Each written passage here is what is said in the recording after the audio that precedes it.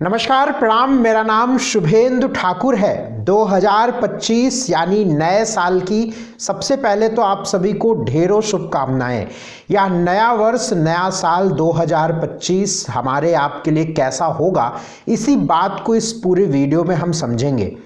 2025 में ग्रहों की स्थितियां कैसी होंगी, इसका पूरा विश्लेषण, पूरा ग्रहों की चाल, कब कहां कैसे ग्रह जाने वाले हैं, इसका पूरा विश्लेषण मैंने तैयार कर लिया है। बहुत ही गहराई से, बहुत ही वैज्ञानिकता से इस बात को समझेंगे कि 2025 यानी नया साल हमारे आपके लिए कैसा होगा। यह जो राशिफल मैं आपको बताऊंगा, या इसे वर्षफल कहें या राशि का फल कहें, यह जो आपको समझना है, ये आप अपनी कुंडली की लग्न राशि पर इसे समझिएगा तो आप बहुत सटीक इस बात को समझ पाएंगे।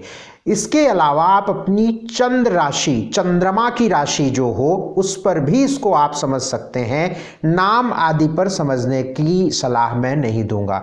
दूसरी बात, यह एक सामान्य ग्रह गोचर की स्थिति में बताता हूं, यद्यपि बड़ी जिम्मेदारी से और बड़ी गहराई से इस बात को मैं बताऊंगा, और मुझे बड़ा अटल विश्वास है और मैं आप सभी से बड़ा विनम्र निवेदन भी करूंगा। आप बहुत सारे लोगों का राशिफल देखें, लेकिन कृपा करके 10 मिनट का समय निकालकर हमारे इस राशिफल को देखें और आकलन करें। आप अपने जीवन में, आपको सुनकर ही लगेगा कि बहुत सारी चीजें स्पष्ट हो जाएंगी। और आपको चाहिए कि यदि साल में आपको कोई बहुत विशेष बड़े फैसलों पे जाना है तो किसी बढ़िया मर्मज्ञ जानकार एस्ट्रोलॉजर से सलाह अवश्य लीजिएगा।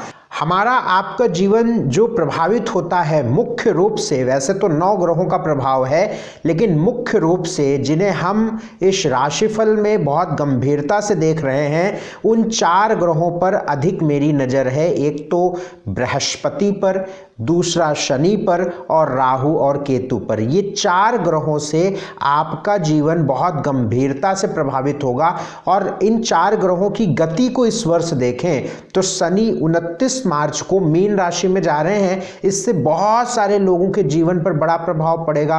कुछ की 7.5 खत्म हो जाएगी, कुछ की ढैया खत्म हो जाएगी, कुछ की शुरू हो जाएगी, तो एक बड़ा प्रभाव है। दूसरा, बृहस्पति 15 मई 2025 को बदलेंगे।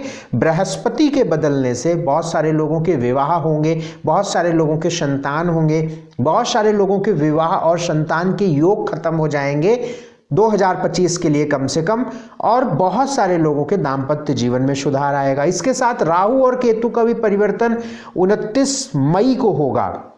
राहु और केतु के परिवर्तन से बहुत सारे लोगों को बड़ी राहत मिलेगी। तो इन सारे ग्रहों की चाल को देखते हुए हमारे सामने सारे ग्रहों की स्थिति बनी हुई है। इससे आपका जीवन कैसे प्रभावित होगा, इसका पूरा विश्लेषण बहुत ध्यान से समझिएगा। आइए बात हम मकर राशि वालों की अब कर लेते हैं। मकर राशि वालों का यह वर्ष कैसा रहेगा? कैप्रिकॉन यानी मकर। अगर हम मकर राशि वालों का वक्त 2025 में देखें, बहुत स्टडी, बहुत अध्ययन मैंने इस पे किया, और अगर मैं आपको इस वर्ष की बात बताऊं तो एक बात सबसे पहले इस वर्ष शानदार आपके लिए हो रही है, बढ़िया हो रही है। 29 मार्च के बाद यदि आपकी चंद्र राशि मकर है, मकर मून साइन अगर आपकी मकर है, चंद्र राशि कैप्रिकॉन मकर है, तो आपकी 7.5 खत्म हो रही है। ये बड़ी अच्छी बात है। 29 मार्च के बाद शनि मीन राशि में प्रवेश करेंगे और आपकी राशि से 2 कदम दूर हो जाएंगे। इस वजह से आपकी 7.5 समाप्त हो रही है। तो 7.5 इस वर्ष खत्म हो रही है। ये बड़ी अच्छी बात, बढ़िया बात रहेगी। इसके साथ इस वर्ष को अगर हम देखें तो हालांकि जो शनि का प्रवेश है वो 3रे भाव में हो रहा है, 3rd हाउस में हो रहा है, 7.5 तो खत्म हो रही है, लेकिन 3रे भाव का शनि कई मामलों में बहुत सकारात्मक नहीं होता है। ये अस्थिरता देता है, एंग्जाइटी लाता है, ट्रैवल बहुत कराता है ना, ऑब्स्टेकल्स लाता है और संघर्ष को बढ़ाता है। तो 3रे भाव का जो शनि है, यानी कि हालांकि इस वर्ष इसका बहुत ज़्यादा प्रभाव आपको नहीं देखने को मिलेगा। हालांकि इस वर्ष में अगर हम अपने अनुभव की बात करें तो 29 मार्च को शनि जब जाएंगे मीन राशि में, और उसके बाद कुछ समय में वक्री भी होंगे, तो ऐसी स्थितियों में अगर हम देखें तो लास्ट के अगस्त के बाद का जो समय है वो थोड़ा सा संघर्ष वाला नज़र आता जाता है।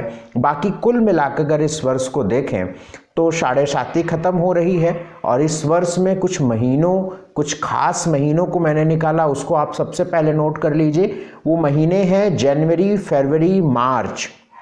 मैं फिर से रिपीट कर रहा हूँ, जनवरी, फरवरी, मार्च, जुलाई और नवंबर, ये महीने यानी इस वर्ष के 5 महीने आपके ये बड़े खास रहने वाले हैं। अगर आपके जीवन में कुछ भी अच्छा, कुछ बढ़िया, कुछ शानदार होगा ना तो इन्हीं महीनों में होगा। वो महीने जनवरी, फरवरी, मार्च, जुलाई, नवंबर।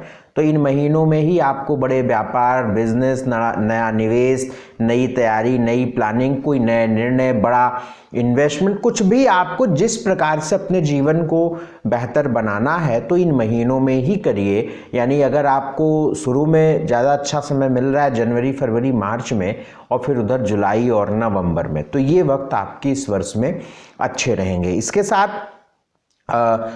फिर से मैं यहाँ पे एक चीज़ बता दूं कि 3rd हाउस में शनि का गोचर, ट्रेवल, भागदौड़, झंझट, हेल्थ, ऑब्स्टेकल्स, स्ट्रगल, ये सारी होंगी, ये मैंने पॉइंट बनाया है। और लेकिन यहाँ पे एक चीज़ और होगा कि सफलता भी मिलेगी क्योंकि शनि की दृष्टि भाग्य पे है, भाग्य भाव पर है। लग्नेश की दृष्टि भाग्य भाव पर है, तो लग्नेश की दृष्टि जब भाग्य भाव पर रहती है तो भाग्य का साथ भी रहता है। तो मेहनत तो रहेगी लेकिन सफलता भी मिलेगी। कुल मिलाकर ठीक है, भाग्य का साथ रहेगा। और शनि की तीसरी दृष्टि भी पंचम भाव पर, यानी लग्नेश की 2 त्रिकोण भावों पर, पंचम और नवम, इन दोनों भावों पर दृष्टि बड़ी अच्छी बात बताती है। इस वर्ष में स्वास्थ्य को यदि आपके देखें तो इस वर्ष में स्वास्थ्य आपका अगस्त, सितंबर और अक्टूबर, ये 3 महीने आपके हेल्थ के खराब रहेंगे, हेल्थ के लिए बहुत खराब रहेंगे। इन 3 महीनों में दुर्घटना, चोट, स्वास्थ्य खराब होना, इस तरीके के योग बनते हैं, इसलिए अपना खास ध्यान रखकर चलें। धन की बात करें तो ये वर्ष धन के मामलों में सामान्य रहेगा। हालांकि शुरू के जनवरी, फरवरी, मार्च में अच्छी स्थिति आपकी रहेगी। बाकी पूरे इस वर्ष की स्थिति देखें तो धन की स्थितियों में सामान्य दिखता है। लास्ट के नवंबर और दिसंबर के महीने में धन को लेकर अच्छी स्थिति दिखती है। तो शुरू के जनवरी, फरवरी, मार्च खास हैं और धन के मामलों में, और लास्ट के नवंबर और दिसंबर।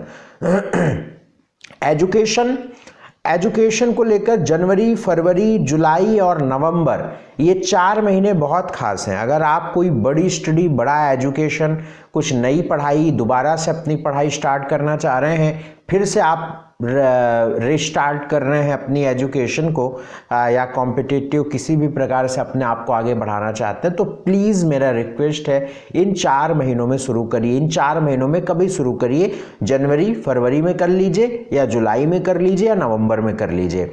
मैं आपको गारंटी दे रहा हूँ अपने अनुभव के हिसाब से, आपको निश्चित लाभ मिलेगा इस वक्त में शुरू करने पर। एजुकेशन को लेकर जनवरी, फरवरी, जुलाई, नवंबर अच्छा है। नौकरी को देखें तो इस वर्ष में नौकरी को लेकर कोई ऐसी बड़ी विडंबना नज़र मुझे नहीं आती है। नौकरी आपकी ठीक रहेगी और नौकरी मिलना, प्रमोशन होना, जॉब चेंज करना, स्विच करना, इन सारी बातों के लिए जो महीने हैं जनवरी, फरवरी, मार्च, जुलाई और नवंबर। बिजनेस के लिए भी यही महीने हैं, जनवरी, फरवरी, मार्च, जुलाई और नवंबर। इन महीनों में आप अपने आप को परिवर्तन की तरफ ले जा सकते हैं, चेंज की तरफ ले जा सकते हैं। विवाह को लेकर इस वर्ष को देखें तो मई तक रिश्ते मिलने के योग हैं। विवाह के जो प्रॉपर कॉम्बिनेशन होते हैं वो नहीं बन रहे हैं, लेकिन रिश्ते मिलने, फिक्स होने, जुड़ने, ऐड, किसी प्रकार से साथ मिलना, सपोर्ट मिलना, इसके योग हैं। पंचम का बृहस्पति, मई तक रिश्ते मिलने के योग बनते हैं और लास्ट में उधर अक्टूबर और नवंबर में। संतान के योग मई तक बेहद अच्छे योग हैं। यदि आपको 2025 में संतान चाहिए तो मई के अंदर प्रयास कर लीजिए, क्योंकि मई के बाद योग नहीं होंगे या असफल हो जाएगा आपका प्रयास। तो इस बात को ध्यान रखिए। एक और पॉइंट मुझे अभी याद आ रहा था, यहाँ एक पॉइंट और, इस वर्ष में मार्च के बाद आपके जीवन में परिवार को लेकर बहुत चिंता रहेगी, परिवार को लेकर आप जूझेंगे, क्योंकि दो तरीके की स्थिति इस वर्ष बनेगी। एक तो मार्च के बाद द्वितीय शनि तृतीय भाव में रहेगा और फिर मई के बाद राहु का गोचर बदल के द्वितीय भाव में आ जाएगा। तो दूसरे भाव में राहु का गोचर परिवार की चिंता दर्शाता है। ससुराल, अगर विवाह हो गया है तो ससुराल की तरफ से परेशानियां दिखाता है। आपके कमर, पीठ, पेट, पैर पर प्रभाव दिखाता है, गले पर प्रभाव दिखाता है। तो इन चीज़ों पर आप अपना ध्यान रख के चलिएगा। तो मैंने आपके स्वास्थ्य की बात बिल्कुल स्पष्ट की है, मैंने आपके धन की बात बिल्कुल लगभग स्पष्ट कर दी है। एजुकेशन बड़ा बढ़िया मैंने बता दिया, नौकरी बता दिया, बिजनेस बता दिया, विवाह बता दिया, संतान बता दिया, प्यार, लव, क्योंकि इसके बड़े कमेंट आते हैं तो मुझे ये बताना पड़ेगा। पंचमें शुक्र जो है वो अच्छी स्थिति में इस वर्ष रहेगा, खास तौर से जुलाई में, नवंबर में, दिसंबर में। कुल मिलाकर कोई परेशानी इस वर्ष लव को लेकर नहीं रहेगी, तो निश्चिंत रहिए, कोई परेशानी नहीं है, कोई दिक्कत नहीं है, ठीक है। तो ये स्थिति आपको हमने बताई। अब इस वर्ष को कैसे बढ़िया किया जाए, कैसे बढ़िया किया जाए, एक और पॉइंट मैं बता देता हूँ। मई तक अपने विवाह को लेकर थोड़ा ध्यान रख के चलिएगा। मंगल नीच का सप्तम पे है और राहु की दृष्टि भी है, तो मई तक थोड़ा ध्यान रखिए। उपाय क्या क्या किया जाए इसको बेहतर और करने के लिए, इस वर्ष को बेहतर करने के लिए? एक तो मई तक आप हनुमान जी की उपासना जरूर करें, पूरे साल ही करते रहें, लेकिन मई तक अति आवश्यक है। हनुमान चालीसा, बजरंग बाण, हनुमान अष्टक मंगलवार शनिवार करते रहिए। इससे आपको शनि से भी जो लाभ है वो भी मिलेगा, मंगल के भी प्रभाव आपके अच्छे रहेंगे। दूसरा काम, नॉनवेज, मांस ये सब मत खाया करिए भैया। तीसरा काम, आपको आपकी इष्ट माँ भगवती हैं, माँ देवी मैया हैं, तो उनके चरणों में डेली एक सफ़ेद फूल रखकर या लाल फूल रखकर आने वाले भविष्य के लिए प्रार्थना किया करिए। इतना काम आप करेंगे तो निश्चित तौर पर मकर राशि के लिए एक शानदार यह वर्ष साबित हो जाएगा। बहुत शुक्रिया, बहुत धन्यवाद, बहुत शुभकामना इस वर्ष के लिए। अगर आप अपनी कुंडली दिखाना चाहते हैं तो स्क्रीन पर नंबर है, इन नंबरों पर आप संपर्क करिएगा। बहुत शुक्रिया, बहुत धन्यवाद, नमस्कार।